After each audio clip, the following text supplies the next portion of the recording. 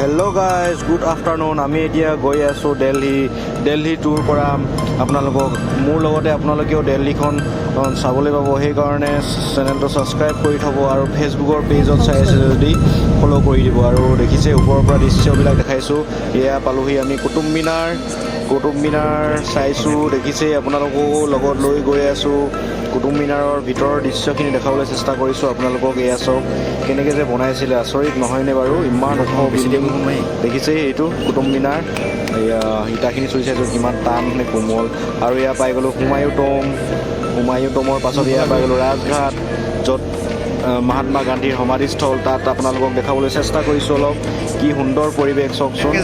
আৰু এয়া পাই গ'লোঁ আমি এতিয়া আগ্ৰা ফ'ৰ্ট, য'ত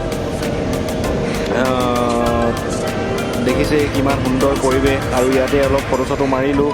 ইমান ওখ ফ'ৰ্টবিলাক বনাইছিলে কেনেকৈ যে চাওকচোন। তেতিয়াতো ইঞ্জিনিয়াৰবিলাকো ইমান নাছিলে, কিন্তু ভাবিলে আচৰিত লাগে। আৰু মানুহ বহুতেই হৈছে আজি আগ্ৰা ফ'ৰ্টত। লাইন লাগি সোমাবলগীয়া হৈছে। আৰু ফাইনেলি পাই গ'লোঁ মোৰ সপোনৰ ঠাইডোখৰ। এয়া হৈছে তাজমহলৰ দৃশ্য। এয়া দেখিছে। ভিতৰলৈ লৈ যাওঁ ব'লক, আপোনালোকক অলপ দেখাবলৈ চেষ্টা কৰিম।